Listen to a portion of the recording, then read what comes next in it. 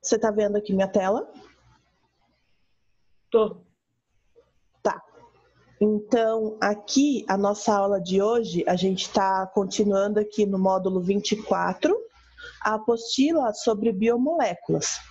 Então, hoje a gente vai começar falando sobre os lipídios. O que são os lipídios? Os lipídios, eles são moléculas com um amplo grupo de compostos orgânicos de caráter natural. Ele é representado por uma função energética, tipo os carboidratos. A função deles também é fornecer energia para o nosso corpo.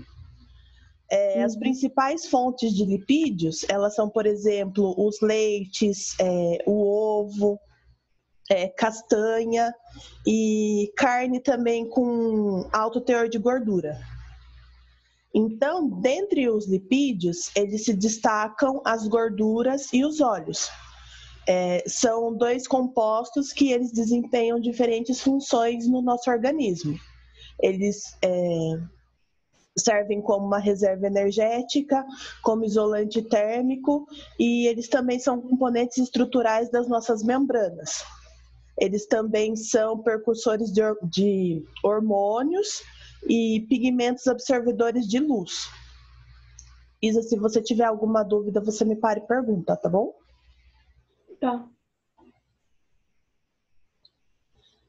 Então, de forma geral, os lipídios simples, eles apresentam na sua constituição apenas átomos de carbono, hidrogênio e oxigênio.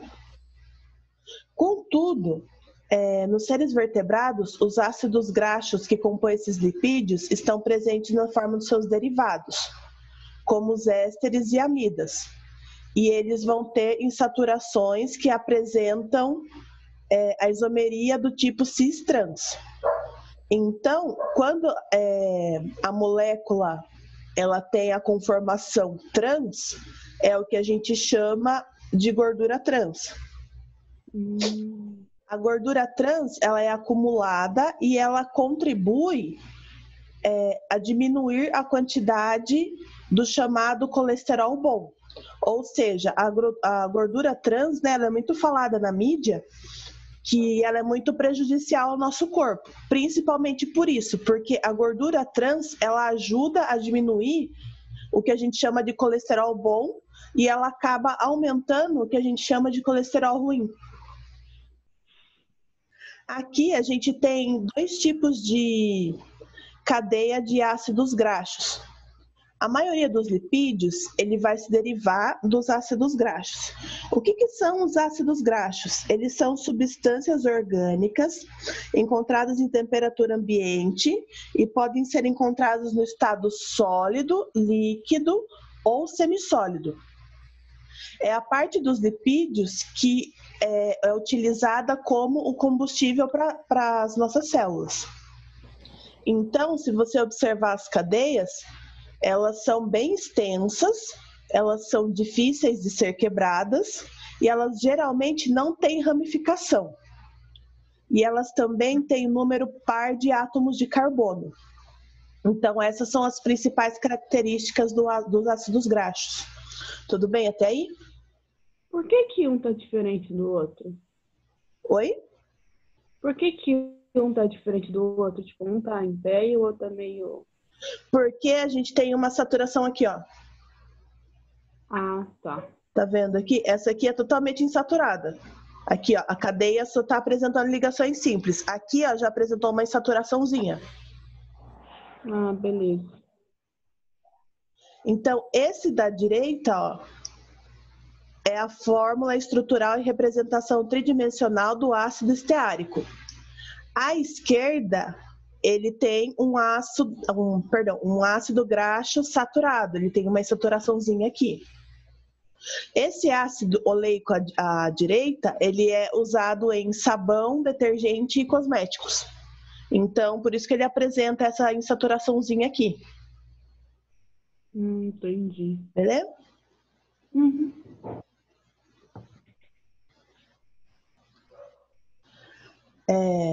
À Aqui, o ácido esteárico, ele é um exemplo de ácido graxo saturado. Então, na CNTP, né, a 25 graus Celsius e 1 atm, ele vai apresentar a consistência, que nem eu falei, uma consistência semissólida, é tipo de uma cera. E a temperatura de ebulição vai ser de 361 graus Celsius, ou seja, bem elevada. Já o óleo de linhaça é exemplo de uma mistura de ácidos graxos saturados e insaturados. Nas mesmas condições, ele apresenta a temperatura de ebulição igual a 316 graus Celsius. Então, note que quando a gente tem os ácidos graxos saturados e os ácidos graxos insaturados, eles mudam características físico-químicas. Ou seja, eles vão mudar o ponto de ebulição, eles vão mudar o ponto de fusão. Então, sempre quando tiver essa diferença, também as moléculas vão apresentar características físico-químicas diferentes. Aqui fala da gordura trans. A gordura trans, ela é uma gordura vegetal que passa por um processo de hidrogenação natural ou industrial e é formado por ácidos graxos insaturados na conformação cis e trans. As gorduras trans, elas vão estar presentes na nossa alimentação no consumo de carnes muito gordurosas, leite e todo derivado do leite. Então, a utilização industrial do processo dessa hidrogenação da gordura trans é usado também para subprodutos da manteiga e para gordura de origem animal. Por exemplo, aquelas pessoas que costumam cozinhar com banha e tal. E daí isso faz aumentar a presença de ácidos graxos na dieta.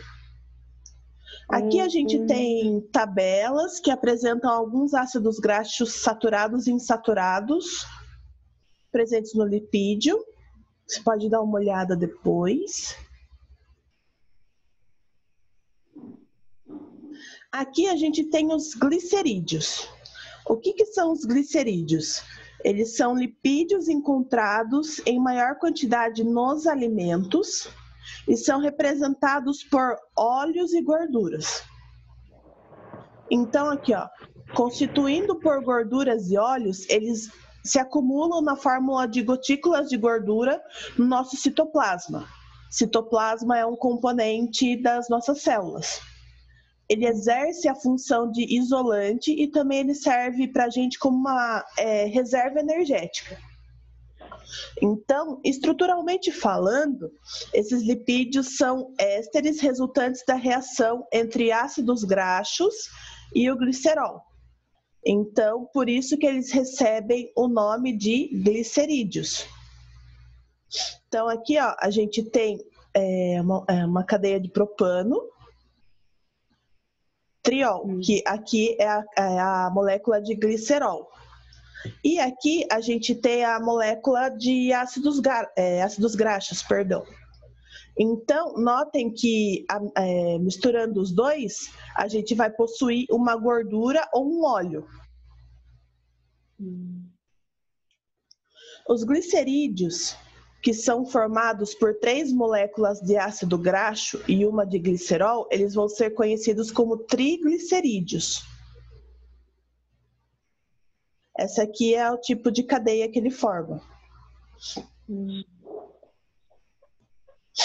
Aqui, ó, em temperatura ambiente, os glicerídeos são sólidos brancos ou amarelados e podem ser de origem animal ou vegetal. Então, aqui ó, a gente tem como exemplo a manteiga e também a manteiga de cacau. Então, são gorduras de origem vegetal. E eles também são muito utilizados na fabricação de cosméticos, né? Sabonete, a própria gordura de cacau, a manteiga de cacau, até usado em perfumes também.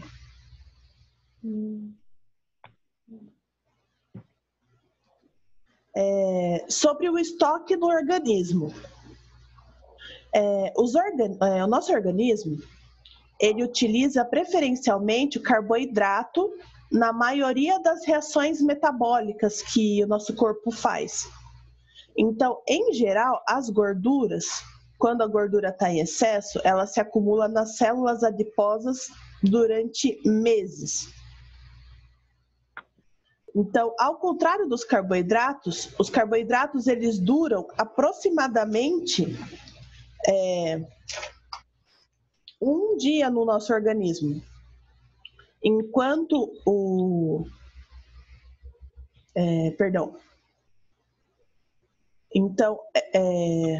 carboidrato eles duram aproximadamente um dia no organismo.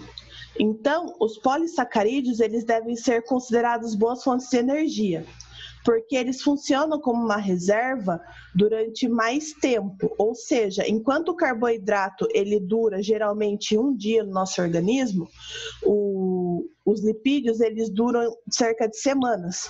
Então, por isso que ele é uma reserva melhor de energia para o nosso organismo. Tudo bem até aí? Sim.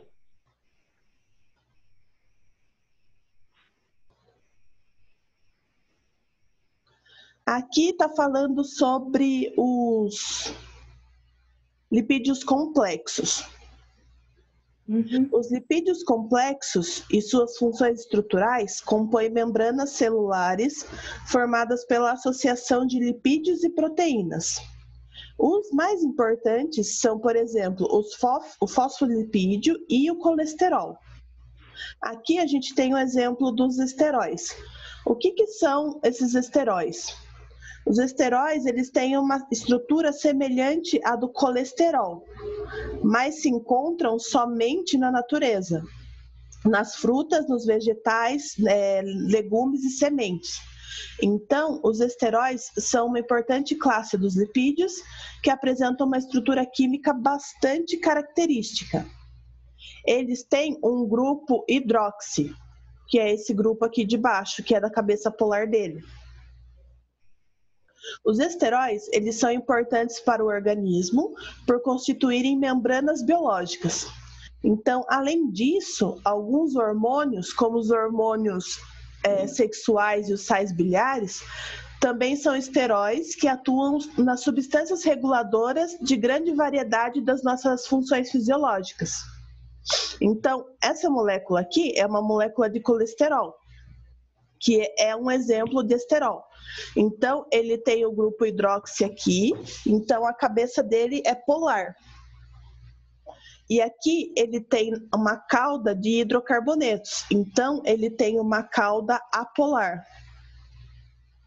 Tudo bem até aí? Uhum.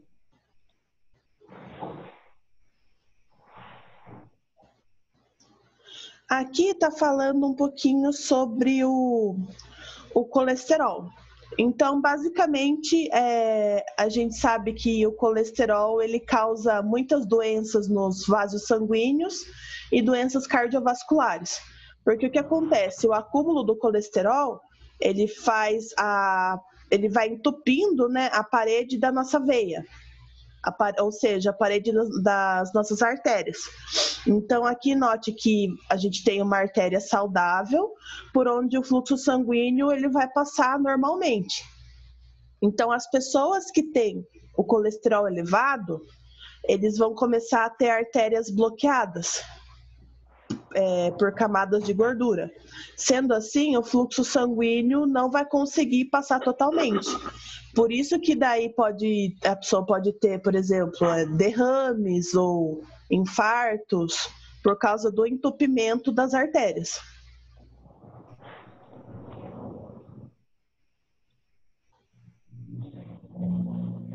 Os fosfolipídios. Os fosfolipídios, eles são moléculas anfipáticas. O que significa anfipática? Parte da molécula é hidrofílica e parte hidrofóbica, ou seja, parte da molécula vai ter afinidade com a água e outra parte da molécula não vai ter afinidade com a água, tá? A sua cabeça ela é constituída por um grupo fosfato que vai ser um grupo polar, e a cauda vai ser uma cadeia de ácidos graxos, ou seja, a cauda ela vai ser apolar. Então, aqui, ó, a cabeça do meu fosfolipídio, ela é hidrofílica e a cauda, ela é hidrofóbica.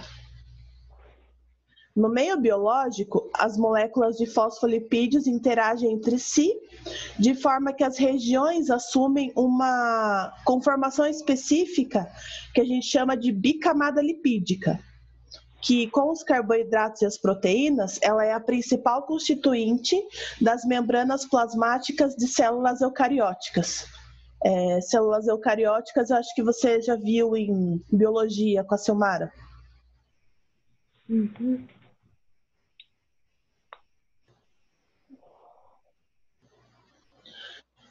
Na bicamada lipídica, encontram-se algumas proteínas que têm a função de, por exemplo, permitir o transporte de substância do meio extracelular para o meio intracelular e vice-versa. A glicose, ela só é capaz de atravessar a bicamada e chegar ao meio intracelular, onde vai ser metabolizada para obtenção de energia por meio dessas proteínas e para a atuação da insulina. Qual a importância da insulina, né? Então, em indivíduos diabéticos, o transporte de glicose para o interior das células, ele não ocorre por duas razões. A primeira é que o pâncreas não produz a insulina adequadamente, ou o organismo apresenta apresenta uma resistência à insulina produzida. Então, a diabetes tipo 1 é que o pâncreas não produz insulina, e a diabetes do tipo 2 é que o organismo apresenta uma resistência à insulina. Então, em ambos os casos dessas diabetes, não ocorre a ativação das proteínas responsáveis por transportar a glicose no interior das células.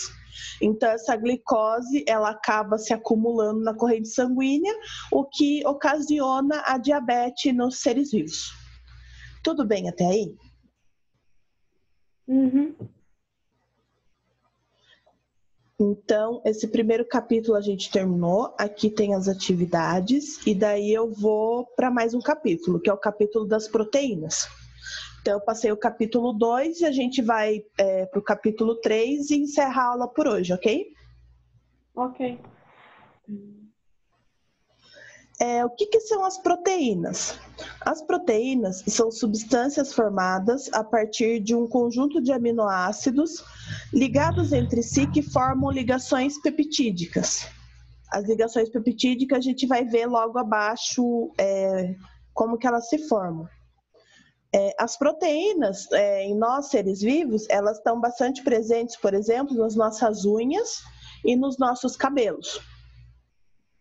Então, elas são macromoléculas biológicas mais abundantes que existem. Elas vão interagir em todos os tipos de célula e apresentam uma grande diversidade de tipos, tamanhos e funções. Então, na estrutura corporal de plantas e animais, as proteínas, elas exercem diversas funções, destacando-se as seguintes. Ela faz parte da catálise de enzimas, do transporte de oxigênio, quando a gente toma um medicamento, do transporte de ferro. Ela também é responsável pelos nossos anticorpos, né, pela nossa imunidade, pela regulação metabólica, pelo movimento da actina e da miosina. Ela também é responsável pelo colágeno, né? Por isso que eu falei das unhas e dos cabelos. E ela também atua como um neurotransmissor. Aqui a gente tem os aminoácidos. Os aminoácidos, eles são ácidos carboxílicos que apresentam o grupo amino na estrutura. Todas as proteínas, desde as mais simples até as mais complexas, são constituídas das mesmas 20 moléculas. Então, elas são unidas entre si e apresentam 4 níveis estruturais: primário, secundário, terciário e quaternário. Então, aqui a gente tem os aminoácidos essenciais e não essenciais. Os aminoácidos que são classificados como essenciais, eles só podem ser obtidos nos alimentos. Enquanto os não essenciais, eles podem ser sintetizados no organismo a partir dos essenciais. Então, com exceção da glicina, todos são opticamente ativos. Ou seja, isso significa que todos apresentam no mínimo 2 enantiômeros. Então, aqui a gente tem uma tabela de exemplos de aminoácidos essenciais e não essenciais.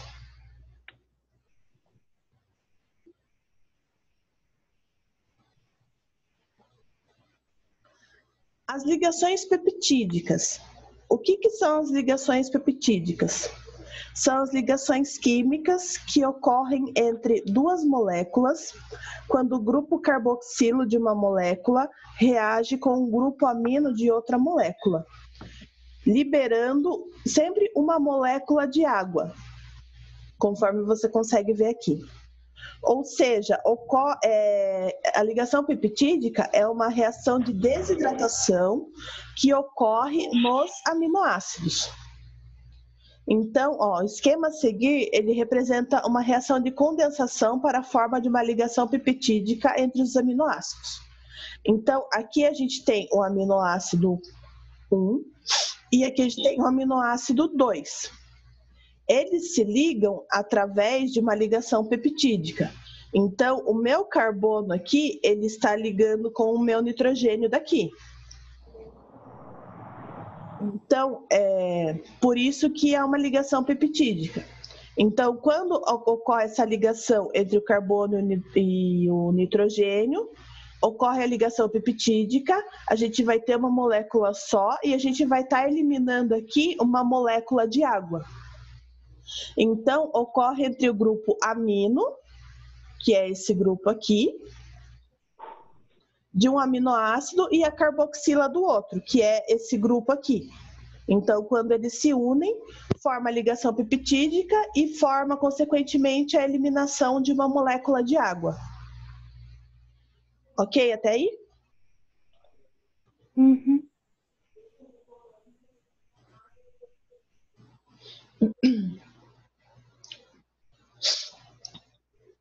A molécula de insulina. A insulina, ela é uma proteína com 2 cadeias peptídicas ligadas que contém 21 aminoácidos na cadeia A e 30 aminoácidos na cadeia B. Então, essas cadeias, elas se unem por ligações de disulfeto. O que é a ligação de disulfeto? A ligação de disulfeto é uma ligação que estabiliza as proteínas. Ela é uma ligação covalente simples, resultante da junção dos grupos tiol. O que é um grupo tiol? O grupo tiol é esse grupo SH aqui. Então, a gente chama ele de grupo tiol.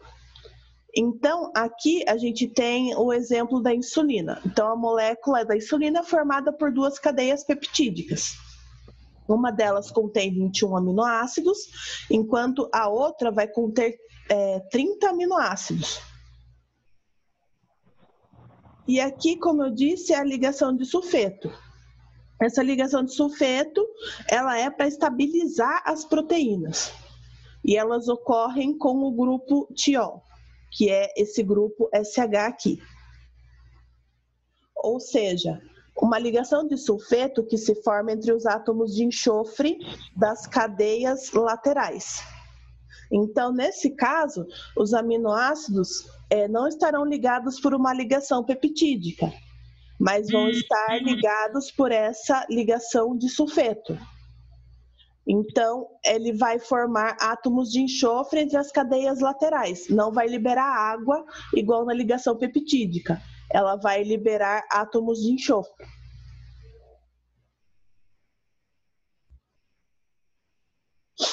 Não apenas a sequência de aminoácidos, mas também as chamadas ligações de sulfeto, presentes as cadeias peptídicas da insulina.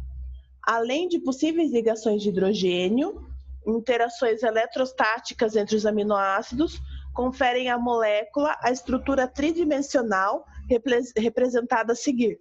Então, notem que ela não tem uma estrutura linear, né? A estrutura dela vai ser tridimensional, por conta dessas ligações de sulfeto. Uhum. As enzimas. O que são as enzimas? As enzimas, elas são moléculas orgânicas de natureza proteica e elas agem nas reações químicas das células. Elas agem como catalisadores, ou seja, ela vai ajudar a acelerar a reação, porém sem alterar a reação.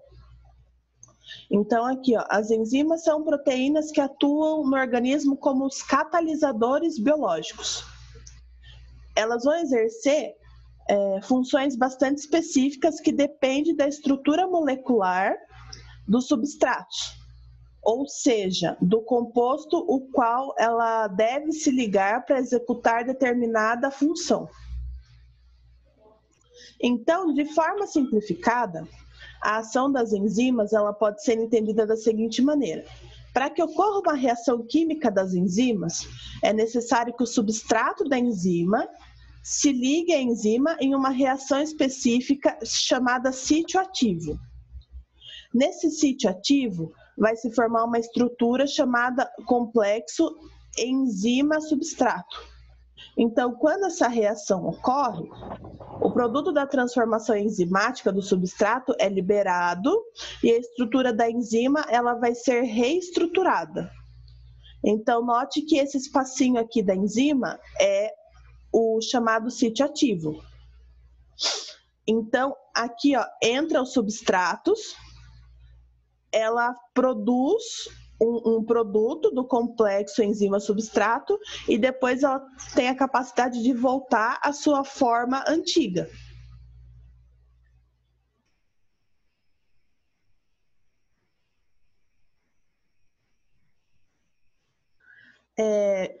Algumas proteínas podem restabelecer sua estrutura ativa ao serem submetidas ao seu pH e à sua temperatura originais. Mas geralmente a desnaturação ela é um processo irreversível. Os fatores que alteram a estrutura proteica. Os fatores que alteram a estrutura proteica, eles são bem diversificados. Então, a estrutura proteica ela pode ter alteração na temperatura, no pH, na ação de solventes orgânicos, em agentes oxidantes, agentes redutores e até mesmo sob uma reação intensa. Então, todos esses fatores, eles podem alterar facilmente uma estrutura da proteína. Então, aqui, por exemplo, a gente tem um esquema representando a desnaturação de uma proteína. O que acontece? Nesse processo, a estrutura espacial da proteína ela é desfeita. E quando essa estrutura ela é desfeita, ela perde as propriedades dela.